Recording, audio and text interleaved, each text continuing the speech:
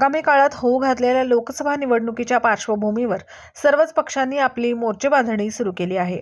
गोंदिया भंडारा लोकसभेवर महायुतीतील राष्ट्रवादी अजित पवार गट आणि भाजपा या दोन्ही पक्षांनी दावा केला आहे।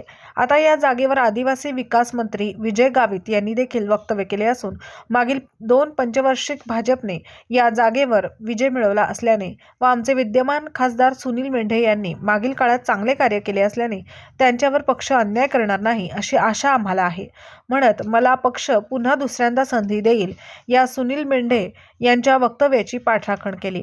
अमरदीप बडगे, गोंदिया प्रतिनिधी।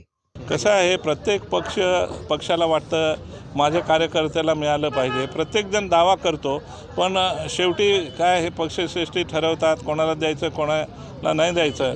आणि आपलं खासदार महोदय आहे ते चांगलं काम करत आहेत, त्याच्यामुळे निश्चितपणानं पक्ष त्यांचा निश्चित विचार करेल अशी मला आशा आहे। नमस्कार, N24 मराठीमध्ये आपलं स्वागत। पाहूयात आजच्या विशेष घडामोडी।